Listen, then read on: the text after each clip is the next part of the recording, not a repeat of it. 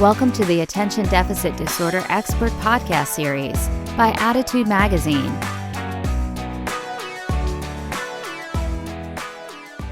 Welcome. My name is Annie Rogers, and on behalf of the Attitude team, I'd like to thank you all for joining today's ADHD Experts presentation, especially for Women's Health Month, titled Caring for You So You Can Care for Your Child, a webinar for moms with ADHD.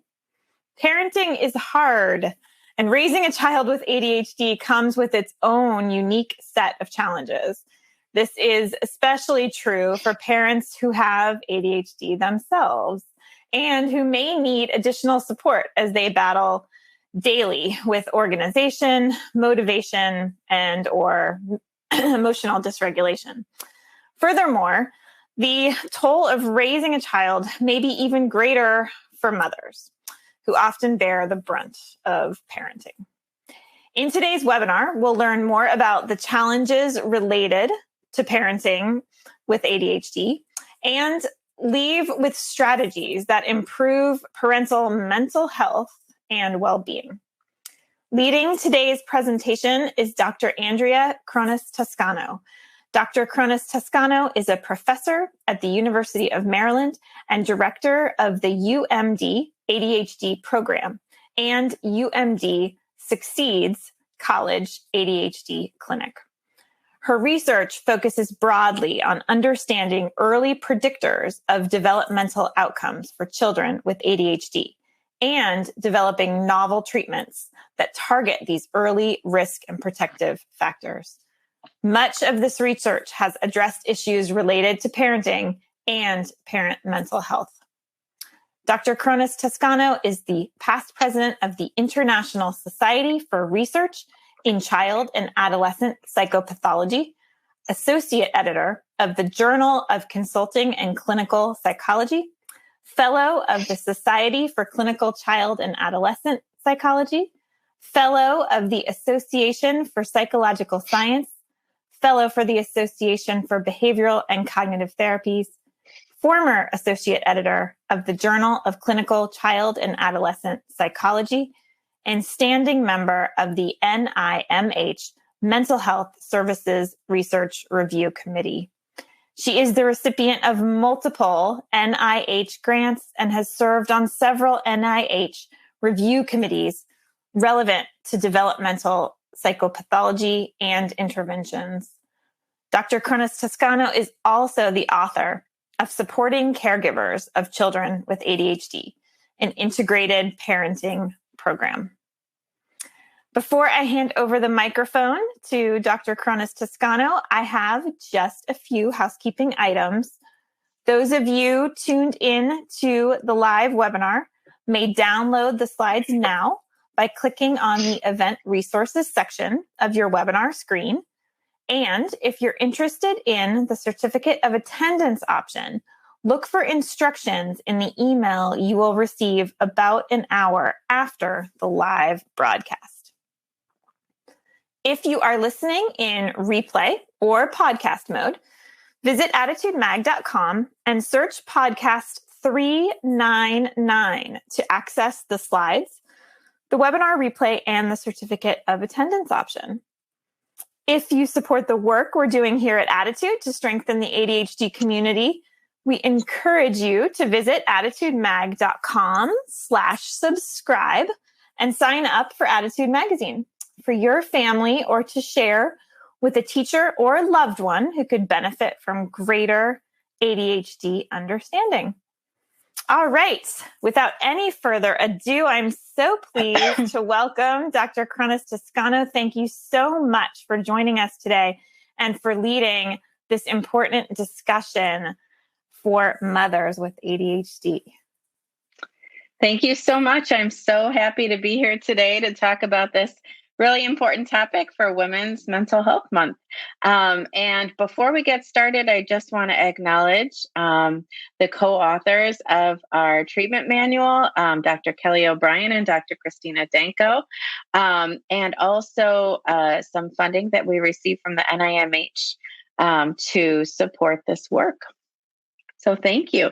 I'm going to begin today by talking about our transactional model of ADHD in families. And at first glance, this might look pretty overwhelming, but it really sort of sets the stage for everything we're going to be talking about today. And that is that we know that ADHD, that its causes are neurobiological and genetic.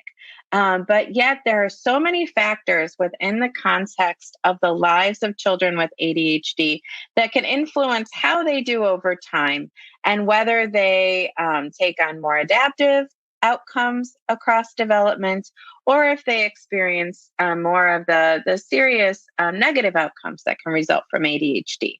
And today, we're really going to be talking a lot about this interplay between parent characteristics and child characteristics, and how the two influence each other, and how all these other factors like cultural factors, the marital or co-parenting relationships, sibling relationships, and other school and community factors can either support kids with ADHD on their journey or contribute to more difficulties over time. And in particular, today we're going to talk about ADHD symptoms or diagnoses of ADHD in parents. And for Women's Mental Health Month, we're going to be focusing mostly on moms, and also other emotion regulation difficulties and executive functioning difficulties that parents might experience that might make it more challenging for them to provide the type of environment that could help their kids be most successful. So, one of the premises of today is that children with ADHD really need superhero parents. And that's really a tall order. It's challenging, it's stressful. And at the same time, some of the difficult behaviors that kids with ADHD show really pull for negative responses from parents. So how do we balance these two things? The fact that kids with ADHD need superhero parents, but yet at times it might feel like they're actually pulling for negative responses from their parents. And we want to think about this in light of the fact that ADHD has a really strong genetic component. It runs in families. About 1/4 to 1/2 of kids with ADHD have at least one parent that has ADHD as well. And when we think about all the tasks of parenting, and the needs that kids with ADHD have, we've done a lot of research showing that parent ADHD can make it a bit harder, more challenging for parents to stick with consistent schedules and routines, to plan ahead and then stick to the plan, to problem solve or show flexibility when various challenges arise. For parents who have attended behavioral parenting programs, they might have difficulty remembering to use those great behavioral skills that they were taught, and instead may fall prey to sort of those automatic negative reactions that they might tend to have. Some parents with ADHD, not all, but some, may have difficulty managing their emotions more generally, and may struggle with the motivation to make the kinds of changes that will best support their kids. And so, another sort of theme of today's webinar is this oxygen mask analogy. And I know in recent years with COVID, some of us haven't been flying as much as we usually do. But when you get on that plane, the flight attendants always say, if you're traveling with young kids, put your oxygen mask on first before you put your child's oxygen mask on. And the idea there is that you have to take care of you. Otherwise, you're not going to be able to help your child. And the same is true for parents of children with ADHD. It really is, as difficult as it might seem, as hard as it might be to imagine, taking time for yourself and focusing on your own health and well-being, it really will benefit your child and your family more broadly. So what I tried to do today for today's webinar is to distill down to 7 tips, what we recommend that you might do to help put your own oxygen mask on first. And the first one is to keep tabs on your own mood. As part of our book, and the handouts are available for free from the Oxford University Press website, we actually work with parents on figuring out what time of day works best for them. Same time every day. It might be at bedtime when you're just crawling into bed, maybe when you're brushing your teeth for the final time for the day, to just take stock of how your day was, how your mood was on a scale of 1 to 10, and then reflecting on how you felt as a caregiver that day. And what you'll do is see that the two are quite intertwined.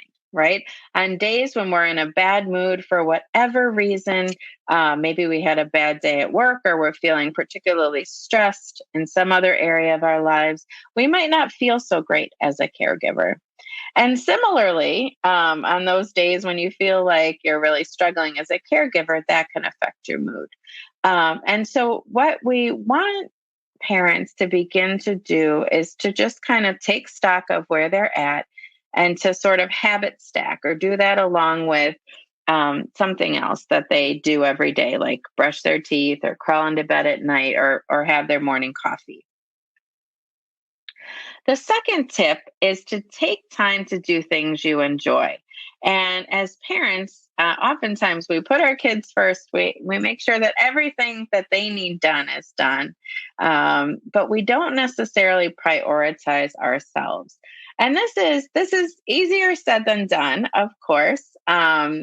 We know, though, from the research literature that pleasant activities can have a huge impact on our mood. And for parents, especially parents of kids with ADHD, making sure to fit these pleasant activities into your day-to-day life is a true priority. We know that there's research that shows that doing things that we enjoy can improve our moods and even increase our energy. And some of our own research has shown that that can also benefit not only yourself, but also your child and your family. So I urge each of you to take a second to think about what activities bring you the most joy. And it's really different for all of us. For some people, it might be getting coffee with a friend. It might be getting a little bit of exercise every day, getting fresh air. Maybe it is sort of that sense of accomplishment that you get when you complete a task. That might energize some people. For others, it might be going to church or any other house of worship. It might be talking with a family member on the phone. So thinking about, for you, what activities do you have in your life or that you might have sort of gotten away from that could actually sort of energize you and improve your mood? And then one of the things we'll be talking about today is sort of having a calendar system. But I'll urge you to actually do a little experiment and try to schedule those activities into your day at least once or twice a week. And then the second part of it is to keep doing that mood monitoring so that you can realize on days when I went to the gym, I felt a lot better. My mood rating was a lot better on those days. And so by keeping track, we can begin to learn more about ourselves and to figure out what activities for ourselves have the most profound impact on our mood. And I saw this meme the other day. I thought it was great because we don't always have time to, to go to the spa or to go on vacation or to go out to dinner with a friend. And so one of the skills that is really important for busy parents is to figure out how you can sort of insert small, pleasant activities into your day-to-day lives, even when you don't have time for something big like a vacation or a massage or something like that. And so it might mean burning a candle or playing some music while you're working, or calling a friend on the drive home from work, or things like that, or even just sitting outside for 20 minutes in between meetings or something like that. And so what's important is that we think of not only huge things that can have a big impact on our mood, but also those smaller things. And then also taking time to enjoy them and to reflect and to be fully present when you're doing those things rather than thinking about all those other things that you might feel like you should be doing instead. The third tip is actually a much bigger shift for many of us. But the third tip is using organizational tools. And for some people, it might be really helpful to enlist the help of a professional when taking on some of these organizational tools. Most of us have some sort of a schedule or calendar system. And we know, in fact, that all kids benefit from having a schedule, and most adults do too. But what the research has also told us is that children with ADHD function much better when they have a consistency in terms of a structure and a routine.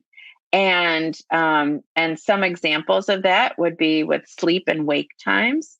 Going to bed at the same time every night and waking up at the same time improves cognition and mood for your child, but actually also for ourselves. And again, this is another place where parents might often neglect themselves and say, well, at night after everyone goes to bed is when I could actually have some time to myself. It's when I can actually get things done. And before you know it, we're only getting 4, 5, 6 hours of sleep per night. So setting schedules and routine around sleep-wake times is particularly important, yet very challenging for people with ADHD. Also, having the same set morning routine, going through the same steps in terms of, getting up, taking a shower, getting dressed, having breakfast, brushing your teeth. Having this consistent routine is helpful both for yourself as well as for your kids. And I know for myself as a busy mom, getting up a half an hour to an hour before my kids do really helps me to feel like I'm in a better place when they wake up in the morning. And then I don't have the stress of getting ready for work at the same time that I'm trying to support them getting ready for school. The same meal times are really important. I don't know if any of your kids are the hangry type, but I definitely have one child who, when he was younger, whenever he would act up, the first question that would pop into my mind is, when was the last time he ate? So getting a consistent meal time so that you are not hungry, you're not in a place where you're sort of more snippy, and your child is not as snippy, can be really helpful. And the same is true for homework time, having that scheduled for your kids, making sure that if they take ADHD medications, that they're doing their homework at a time where their medication is still active, and then having the same type of bedtime routine that we talked about, similar to the morning routine. And so keeping your child's routines consistent are just as important as keeping your routines consistent. Yet we know that consistent schedules are even more challenging when you have ADHD. So part of this is what we refer to as time management, right? And so there are many different strategies that can help us to manage our time better. Sometimes it feels like there are just way too many things to do in one day. And so one of the points here is to set realistic expectations, to make sure that your list of things that you have to do in a day is actually realistic, because otherwise we're stressed and frustrated and running around because we can't possibly get done everything that we need to do. And so the first step of time management is using a schedule or calendar system. And when we talk to parents, most parents do have some type of a schedule or calendar system. In fact, sometimes they have more than one, and that could actually be a little bit dangerous. If you have more than one calendar, you might end up double booking or triple booking, because you have a family calendar and you have a home calendar, and you're not looking at them at the same time. And so we will talk a little bit more about how to effectively use one calendar, and then breaking down tasks into smaller component steps. Okay, this is something that all individuals with ADHD do tend to struggle with. Another critical skill is using a prioritized to-do list, meaning sometimes you might feel like you have so many things swimming around in your head that you need to do. And so by writing them down, making a to-do list, and then putting those items into priority order can really help you feel less chaotic and more on top of things. And then finally, remembering that when you have this calendar system, that you're also prioritizing those pleasurable activities and that you actually write those in your calendar. So I personally much prefer an electronic calendar system. I know many people who are really still tied to their hardcover calendars, but I just want to share a few reasons why I prefer an electronic calendar. First of all, most of us have our phones with us all the time. And so if something comes up or something pops into your mind that you need to do, or if you're at the orthodontist and you're scheduling the next appointment, you can put it right into your calendar right then and there. You don't have to wait till you get home and put it in your hardcover calendar or your calendar book. The other reason that I like it is that you can set recurrent appointments. So if your child has dance class every Monday night at 6, rather than having to write it in multiple times, you can put in a recurrent meeting. And then one of my favorite reasons to use an electronic calendar system, especially for people who are struggling with ADHD, is that you can set alerts. You can set an alert for 15 minutes before, you can set another alert for 5 minutes before each calendar entry, and you can have that alarm go off until you dismiss it. And so that can be really helpful for folks who might sort of get hyper focused into their work or something else that they're doing, and hearing that alert can remind them to do that calendar item. And then, as I said, it's really important to schedule in downtime and pleasant activities for all the reasons that we talked about before. Now, one of the executive functioning challenges that we know is linked to ADHD is organizational difficulties and breaking things down. And many complex tasks like moving or cleaning the garage, or for a child, cleaning their bedroom, actually has lots of different subtasks. Okay. So if you ask your child to clean their bedroom, well, they could put the dirty clothes in the hamper, the books on the bookshelf, the toys in the toy box. There are many different, items, like sub items, that make up this complex task. And for kids and adults alike with ADHD, sometimes these bigger tasks are so overwhelming that they might procrastinate and not want to begin, not even know where to begin. And so by breaking these complex tasks down into subtasks, it's really helpful, because then if they have 10 minutes, they can tackle one of those things. One item on the list doesn't feel as overwhelming as the whole task. And then you get the satisfaction of checking those items off your list. So I encourage you to give this one a try.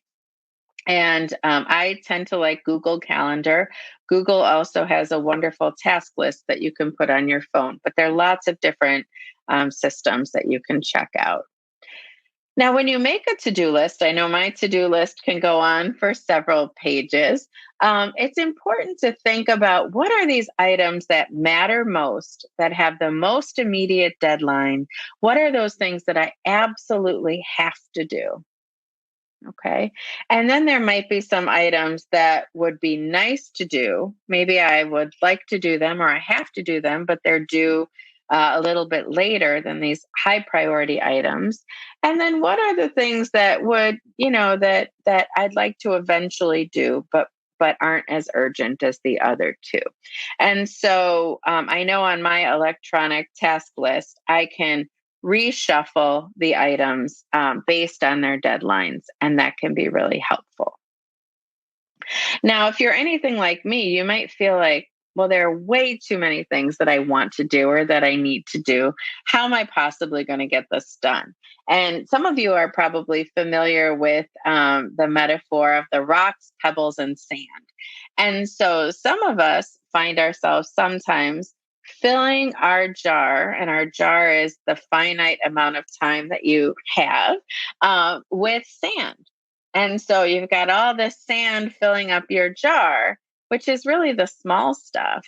And what you find before long is, well, now I have no room for the rocks, which are the most important things, the things that I value the most, the things like spending time with my family or getting my work done. Maybe I answered all these emails and took care of, lots of little things, but the most important things are not getting done. So the rocks are the big, most important things in your life. The pebbles are important, but things that you could live without. And then the sand is really the small stuff.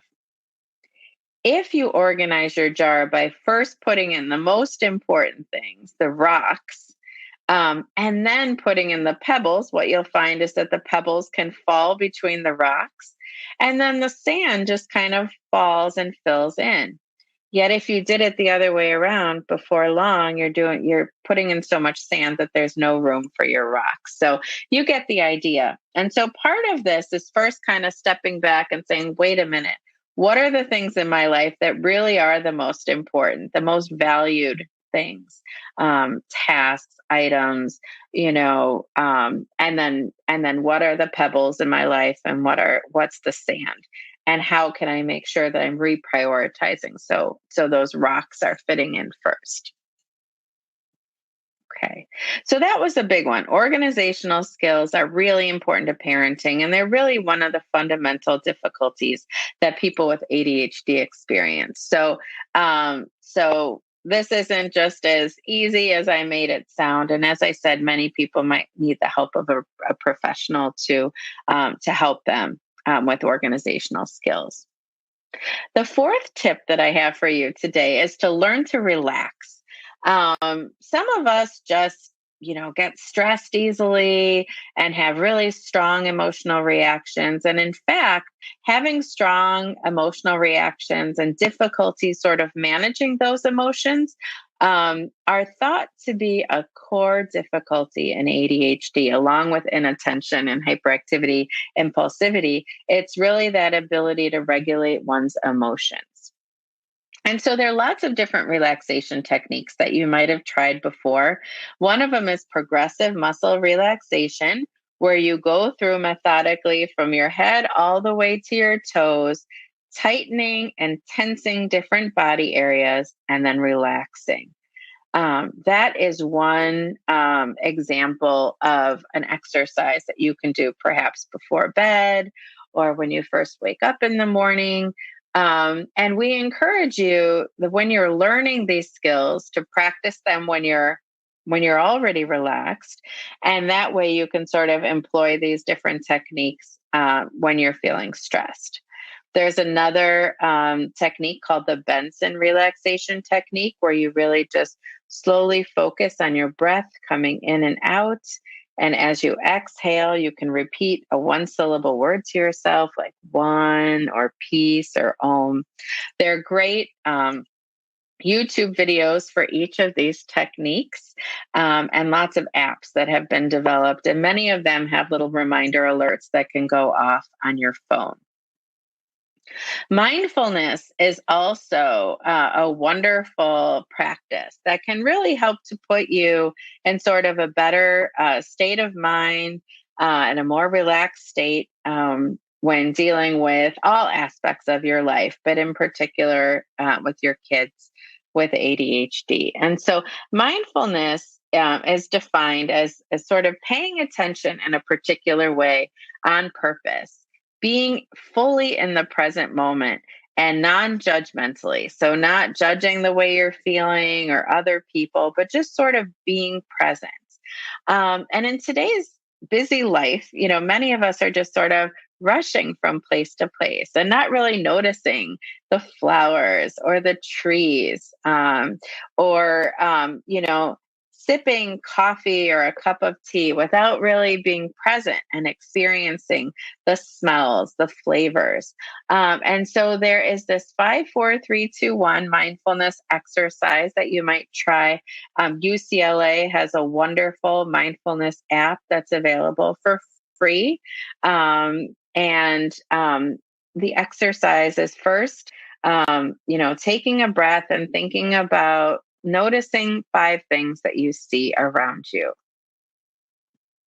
And then 4 things that you feel, 3 things that you hear, 2 things that you smell, and 1 thing that you taste.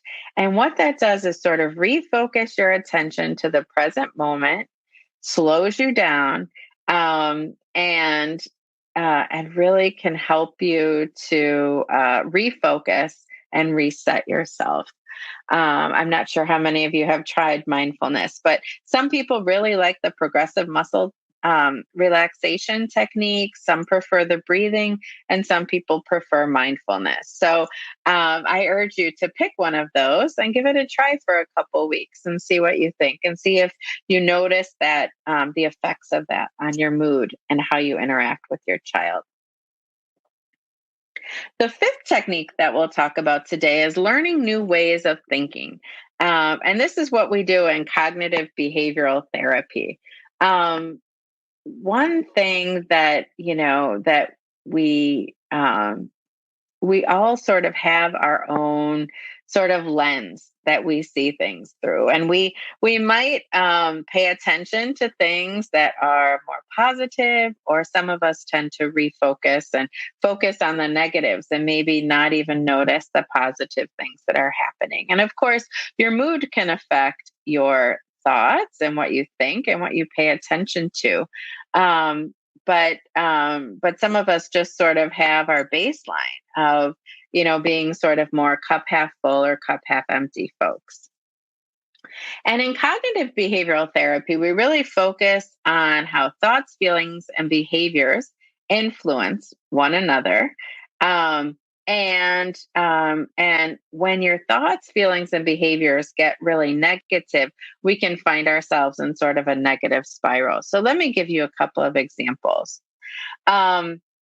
So sometimes we might yell at our kids, right? That would be the behavior. And I think most parents yell sometimes, right? So when you yell at your child, that can contribute to different feelings. You might feel more angry. You might feel guilty, like, well, my child has ADHD. Why did I just yell at them? And that can contribute to thoughts like, I'm a bad mom. When you feel like a bad mom, you feel, or when you think that you're a bad mom, you might feel bad about yourself. And you might even be more indulgent with your child to kind of make up for it. You might even blame yourself for your child's behavior, which is going to contribute to you feeling guilty, which and eventually depressed, which might make you more withdrawn in terms of taking an active role with your child. And so what we see is that our thoughts, feelings, and behaviors, when they get negative, could really cause us to spiral and impact our mood and our interactions with our kids. But on the other hand, one of the goals of most parenting programs is to have you catch your child being good.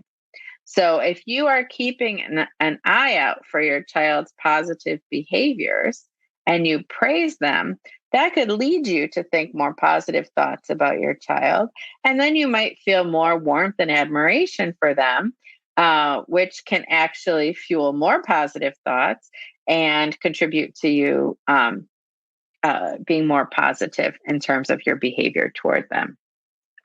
So in cognitive behavioral therapy, one of the things that we do are to try to identify different thinking errors that we might sometimes have. We talk about the shoulds. So when you think that your child should behave a certain way, so my child is 12 years old now. He should be able to get himself up in the morning, and he should be able to do his work independently. but yet he's not. And so when you think in that way of shoulds, it could lead to, lots of yelling and negativity.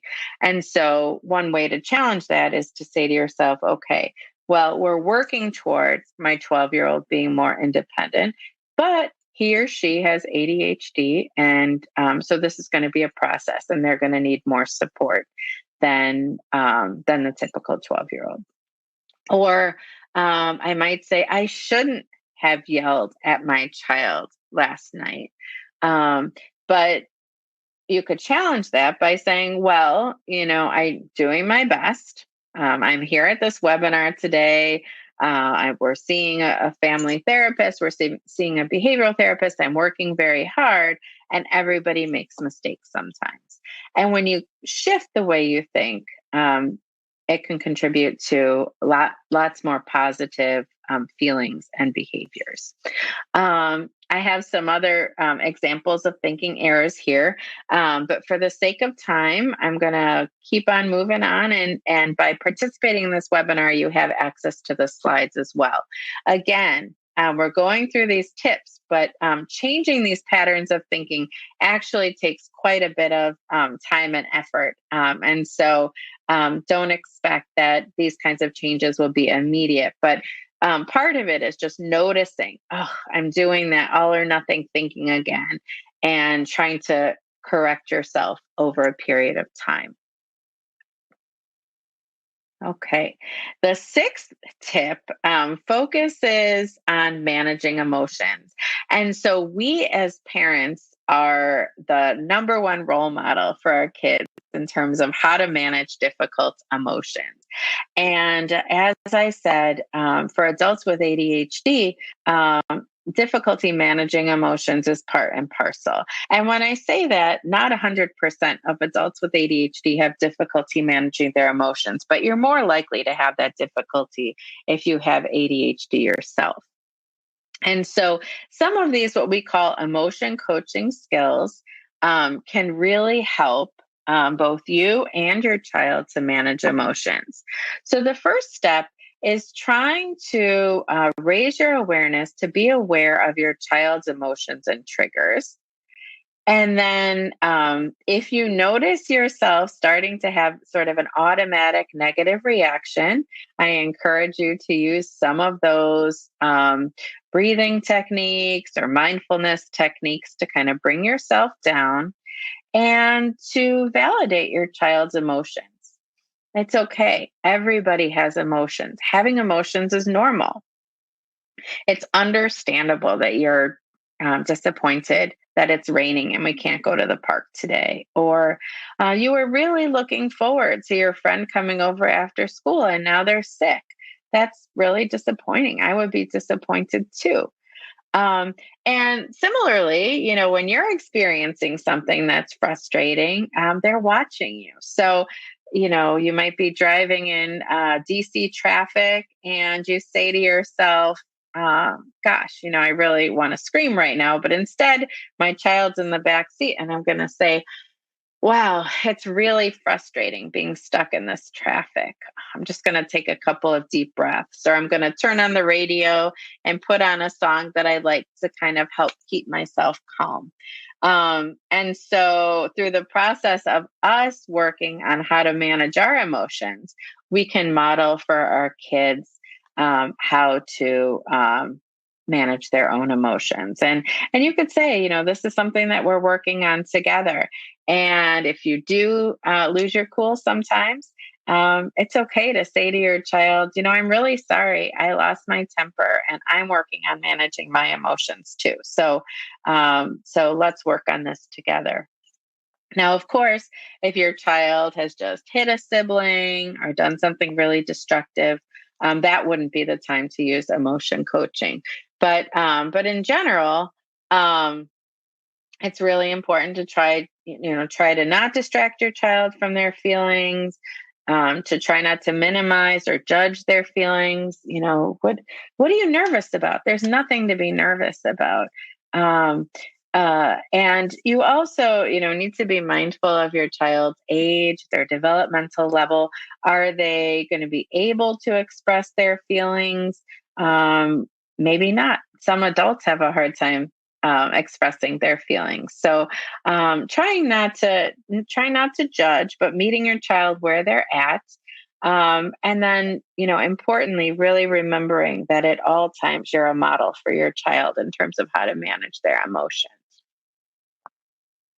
Another tip, I know we're coming upon the end of the school year, but another tip that we have for parents, particularly when you're struggling with ADHD yourself, is how to best partner with your child's school.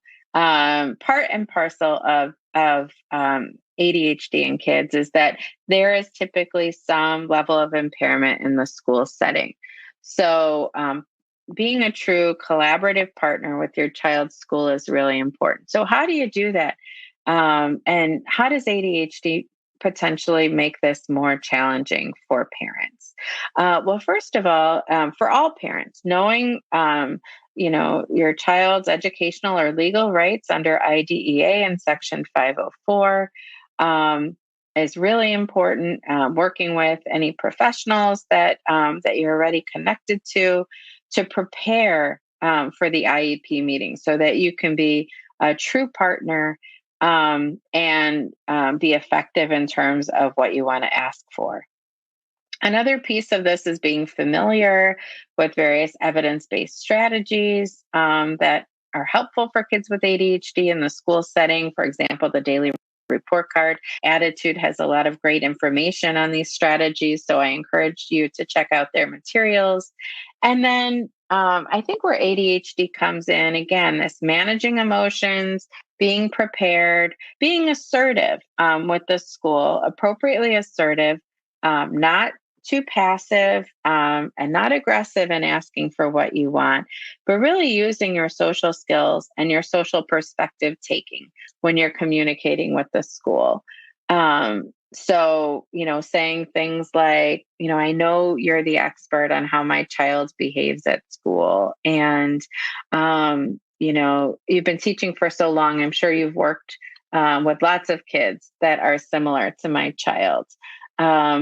Thanking the teachers, showing gratitude for their efforts, volunteering at the school if that's possible, given your schedule. Remembering and recognizing that you and the school have the same goals, and that is for your child to be successful, and to take a step back and calm down if you find yourself blaming or accusing the school of not living up to their commitment to your child. Along with this and being prepared and asking the school for various accommodations and things like that, it's really important to keep organized records, to keep the emails where they're describing difficult behaviors in your child, to keep a file of their report cards, any disciplinary records, any prior assessments or testing that they've had. Preparing in advance for the meeting, writing down some notes for yourself to keep you organized and to make sure that you bring up the questions and concerns that you have. And it's always your right to bring along a supportive friend or professional that can help to hear the things that you're being told and to help you process the meeting afterwards.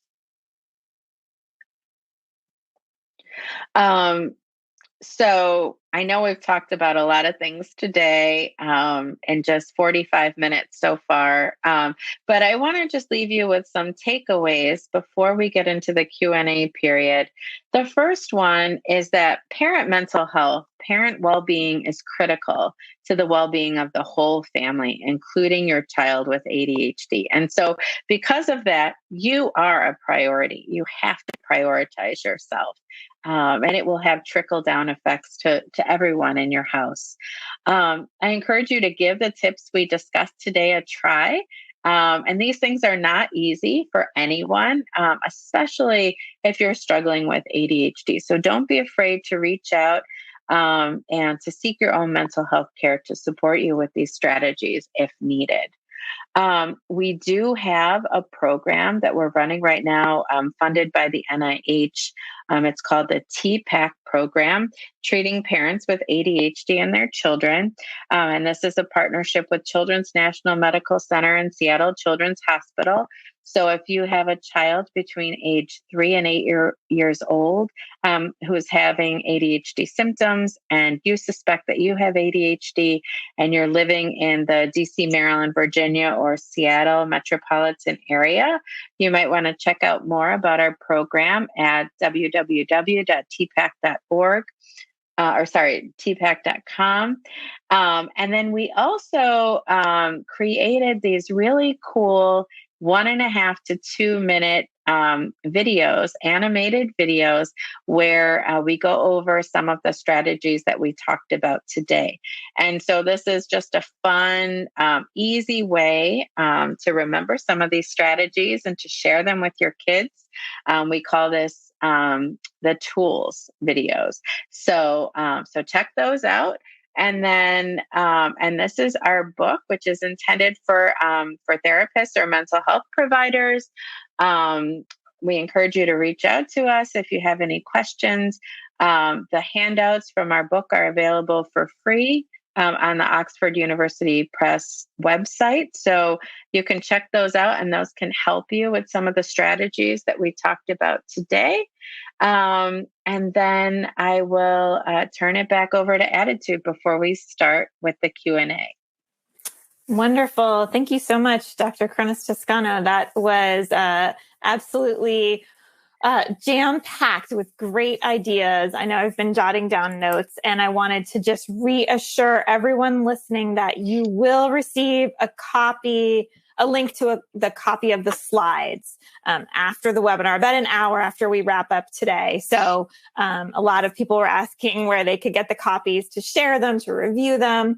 And so you will get that along with the link to replay this video.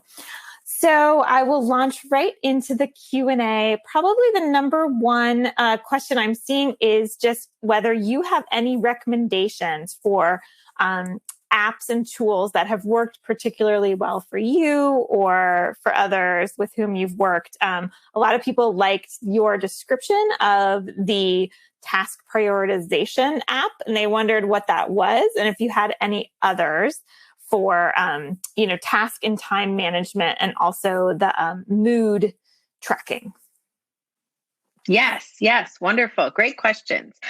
So I personally like to use Google Calendar and Google Tasks. And so those are both freely available on your App Store or your Google Play or any of those. So I really love Google Calendar, and Google Calendar also has an add-on where they actually ask you about your participation in different kinds of activities, like wellness and things like that. So that can be really helpful too in terms of thinking about your values. There is a wonderful app called Behavioral Activation, APP. Tivation, Tivation. And there you can monitor mood and activities and things like that. I actually find it helpful to just put a little mood rating on my Google Calendar at the top every day. I think that's really helpful. I think the other reason that I didn't get a chance to mention that it's important to monitor your mood is that, sometimes, we're stressed, we might be in a bad mood, but at some point for some people, that really dives into actually a major depressive episode. And it's much easier to pull yourself out of kind of a bad mood than it is when things get so bad that you're actually experiencing a depressive episode. And so it can be helpful in monitoring your mood for you to know when things have been bad for, a week or even going on a couple weeks, because that signals that you really do need some professional help. And so I would actually recommend everyone to kind of just start with the Google Calendar and the Google Tasks. If you try to change all of the things that we talked about today all at once, you're probably not going to have as much success. So I do think that the calendar, having some control over your schedule and your child's schedule, and really kind of starting with the calendar together with the tasks, can help you to just feel more on top of things. Okay, wonderful. And another related question regarding struggles really determining priorities of different tasks. This is a common ADHD challenge. And we've heard in the past some advice about using like the Eisenhower matrix, if you're familiar with that. Yes. But yes. I wanted to ask your opinion on your advice on how our listeners could go about actually assigning priority to tasks. They say that and estimating the amount of time that things take. Those are two big challenges I'm hearing. Yes. And these are all very, very common. I think social psychologists have found this, what they call the planning fallacy. So things take longer than we think that they're going to take. And sometimes I just automatically double the amount of time I think something is going to take.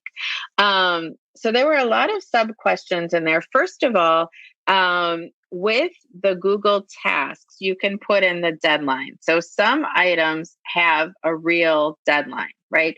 So I always put in the deadline, and then I automatically move things up or down based on what the deadline is. So in terms of actual tasks, of course, the deadlines are really important, but what happens is some tasks don't exactly have deadlines. And so sometimes people with ADHD will say, well, I don't really feel the press or the motivation to do something if there's not a real deadline, even if I impose sort of my own deadline. And so that can be a challenge. I think that question's a little bit different than when you were asking about, how do I determine my values? And we actually have a worksheet on, if you look at the Oxford University Press website, and you could search my name and you'll see the handouts from our book. And we have different categories. And this comes from the Legeway behavioral activation intervention. But thinking about, what are my priorities for social connection? What are my values? How can I translate that into specific behaviors? So for example, if I say that my friendships are a major value, then it's not a good idea for me to get so caught up in my day-to-day life that I never see or call or text my friends. And so thinking back to the pleasant activities, if a value that I have is my friendships and maintaining my friendships, then I could set a goal for myself to say, to see a friend at least once a week. And if another value that I have is staying physically active, well, maybe I can get a 2-for-1 and go for a walk with a friend. That way I'm getting fresh air, exercise, and also maintaining that social connection. If spirituality is a value for me, then I would want to put into my calendar some time to go to religious services every week, or taking even 5 minutes to say a small prayer every day or something like that. So we have this worksheet that can really help with that. With kind of just taking stock of what our values are. And one of the things that we know from the depression research literature is that sometimes we become upset and aren't as fulfilled if what we say our values are doesn't really match how we're spending our time. And so kind of doing this exercise can really help you reflect on what's most important, and then thinking about how can I fit that into my daily schedule. And maybe it won't be daily. Maybe it will be like every other week I'm able to get together with a friend or something like that. Or maybe I could send a quick little text to a friend letting them know that I'm thinking of them or something like Okay, wonderful.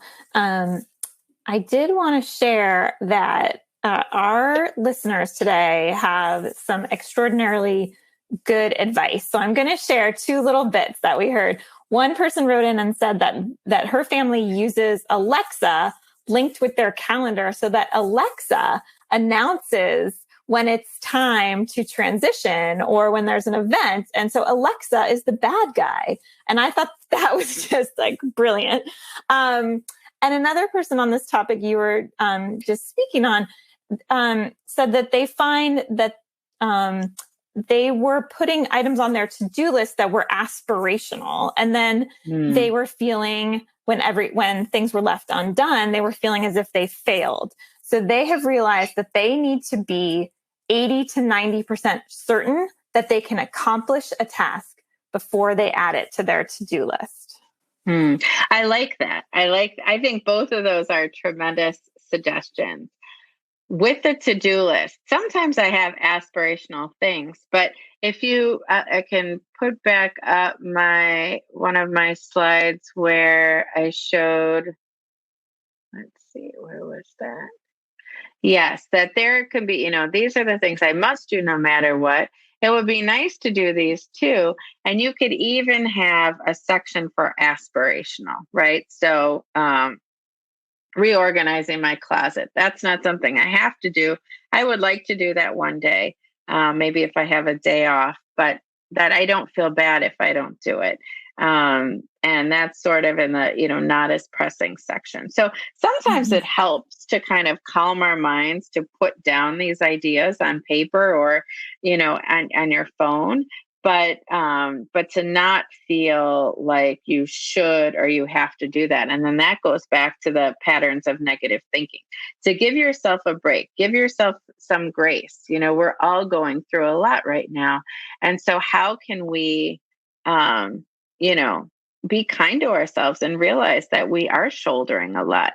Parenting a child with ADHD is really hard. And if you have ADHD yourself, you might need more support with that. Not blaming parents, but just saying that if you struggle yourself with organization, it's really hard for you to provide that organization for your child.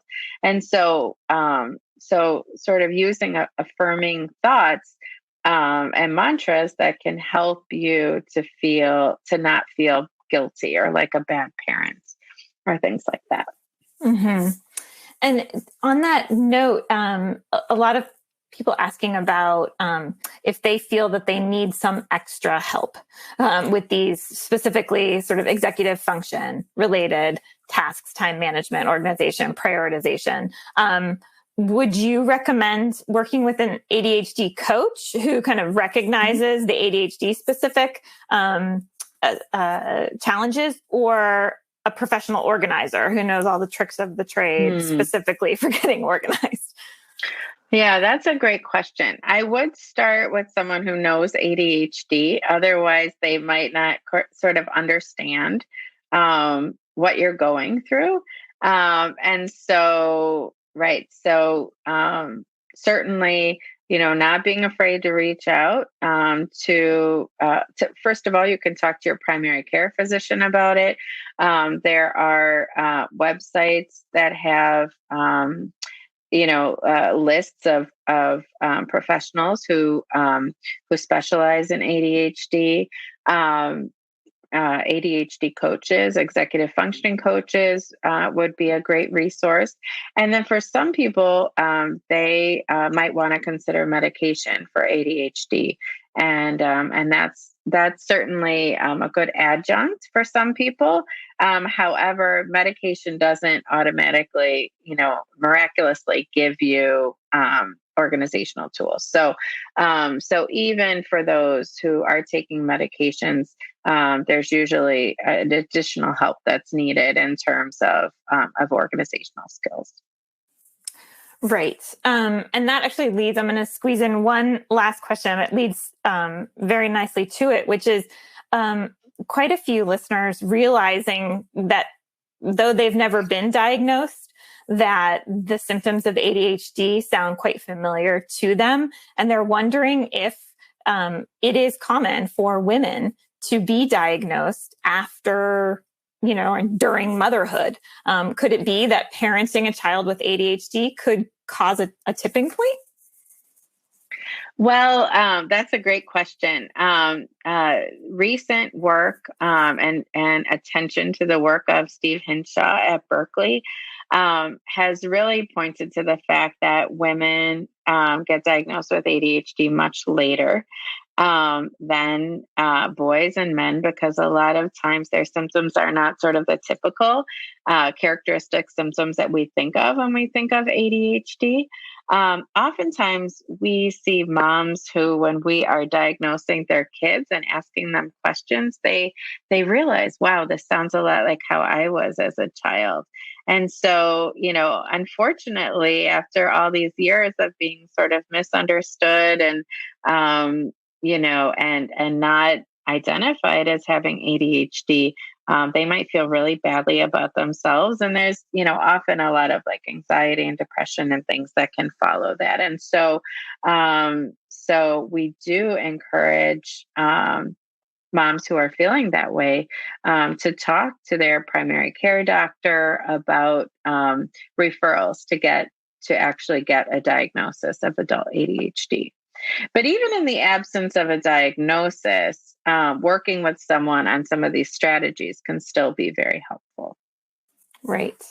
Wonderful. Well, I'm sad to say that we are out of time for today, but Dr. Chronis-Tuscano, thank you so much. You left us with so many wonderful resources to refer back to use, and to share. Everyone listening, thank you so much for joining us today. We hope that you will continue to attend Attitude's free webinars, and to make sure that you don't miss any of our future webinars or articles or research updates. You can sign up to receive our newsletters at attitudemag.com/newsletters. If you are listening in replay or podcast mode, visit attitudemag.com and search podcast 399 to access the slides, the webinar replay, and the certificate of attendance option.